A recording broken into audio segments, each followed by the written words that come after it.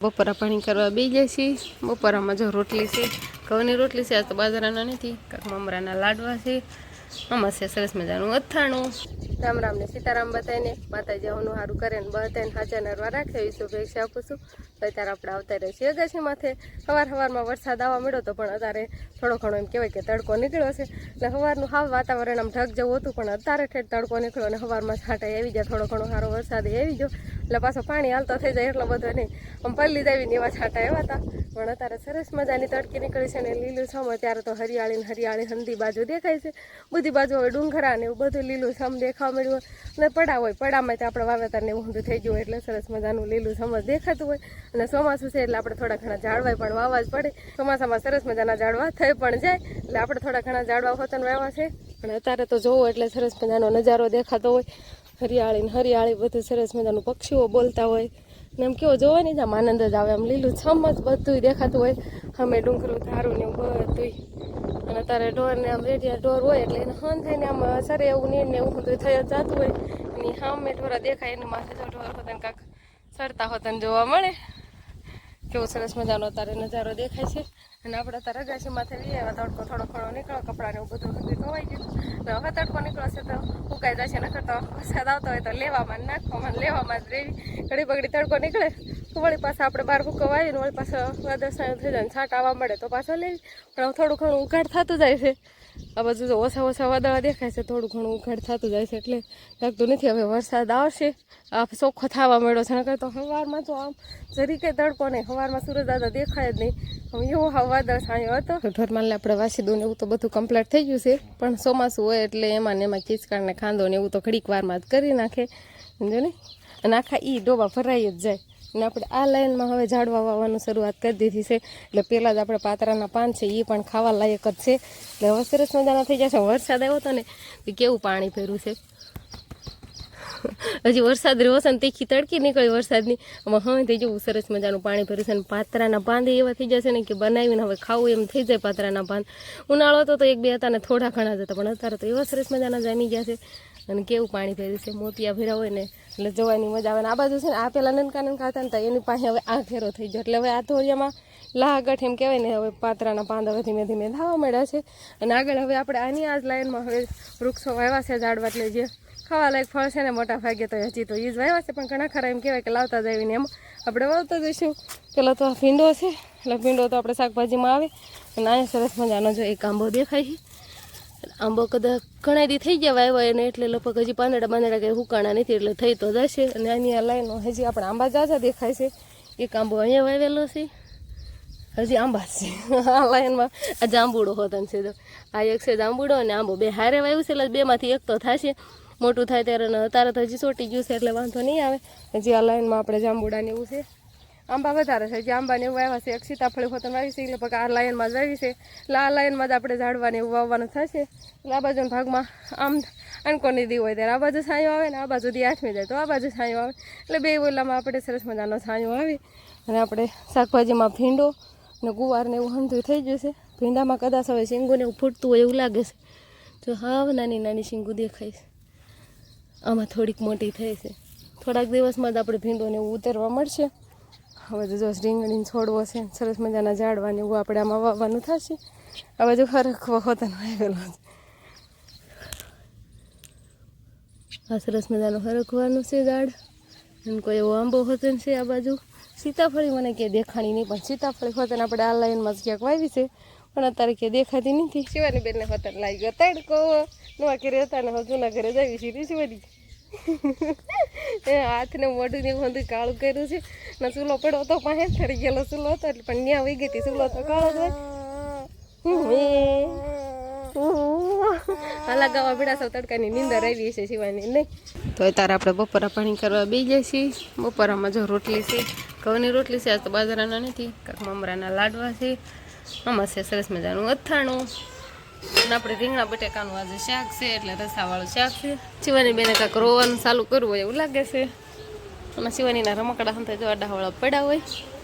અને આપણે સરસ મજાનું જમવાનું તૈયાર છે. કાંક ડુંગળી આખી ભાંગેલી છે. ડુંગળીને એવું હંતું છે જમવાનું. બવણીમાં હોય છાશ. તો બપોરા પાણી કરી લેવી. બાદ તો બે ગયા છે ને ખાવાય મળ્યા છે. આપણે ઠામડામાં લઈને હવે બે જવી. શિવાની બેન ખાઈ સરસ મજાનું બિસ્કીટ.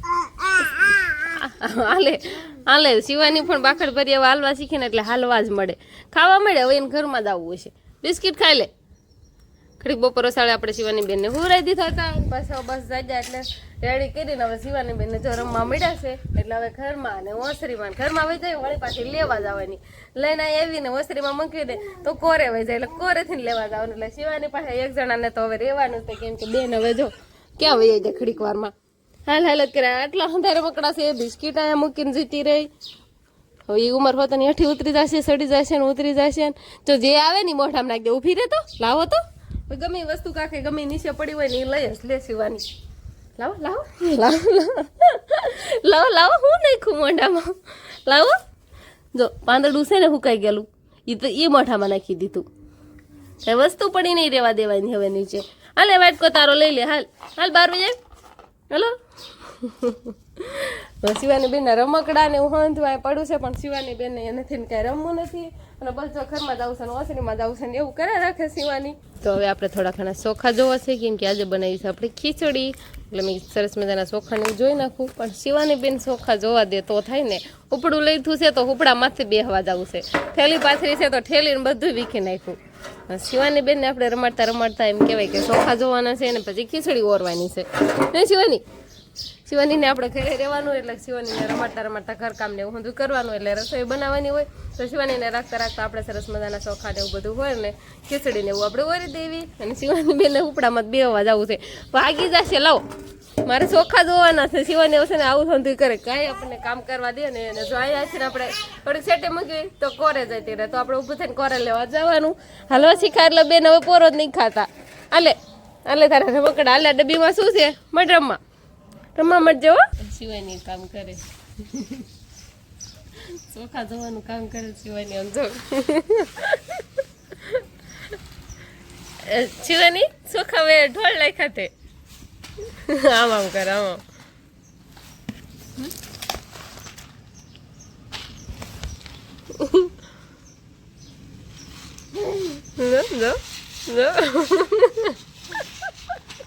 મને હું ચોખા હારા કરવા દે તો થોડા ઘણા આપણે ચોખા જોઈને આમાં હારા નહીં ખાઈએ, ડબલામાં નહીં ખા હારા ને આ બધા થોડા ગોલા હતા કાંસાના કાઢ્યા એવા છે. હવે શિવાની જો ને કરે આમ આમ કરે છે, ધોળા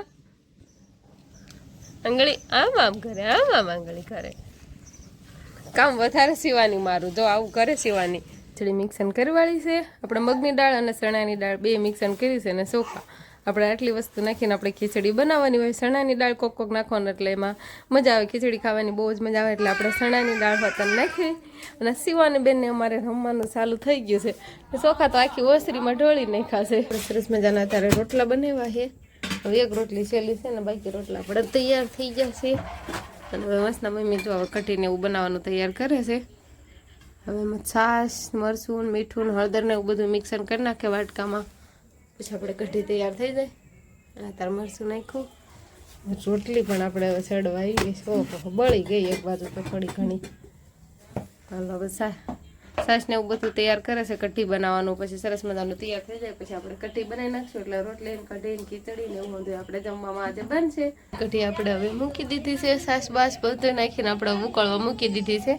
ઉકળે એટલી જ વાર છે, તાપ બાપ કર્યું એટલે સરસ મજાની ઉકળી જાય અને કઢી થઈ જાય તૈયાર. તો હવે આપણે વાળું પાણી ને એવું હંધું કમ્પ્લીટ થઈ ગયું છે. અને હવે શિવાની બેનની પથારી કરી નાખ્યું અને મસરદાની ને એવું બધું બાંધી નાખ્યું, કેમ કે ચોમાસામાં થોડા ઘણા મસર ને એવું તો થાય જ, એટલે મસર ને નાના છોકરાને વધારે કવડે એટલે આપણે મસરદાની પેક કરી અને પછી શિવાનીને હુરાવી.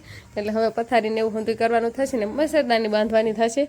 અને અમારા વંશભાઈ જો બાર વળ ખાય ખુરશી હારે ખુરશી બાંધી છે અને એમાં એ હાલે છે ને ઊભો ઊભો ને કાંઈક બેસે છે અને એવું બધું કરા રાખે ને. બસ વળ ખાશો ને ખુરશી હારે તો વળ જ ખાશો. બોલ જો ઓછી કું મૂક્યું. હવે શું કરવાનું છે ને આડું પાછું બાંધી દીધું છે હામાં પાયે ગદાલી કરવાની છે. હવે એને માથે બેસીશ તો પડીશ નહીં કે ના નહીં બેસવાનું એવું કરવાનું. વંશભાઈ ને અમારે જો સરસ મજાની અત્યારે એમ કહેવાય કે હા જયારે અમે ચાલે છે. તો બસ હવે આપણે આજનો દિવસ ક્યાંક આવો રહ્યો તો આ સાથે જ હવે આજનો વ્લોગ આપણે અહીંયા પૂરો કરશું.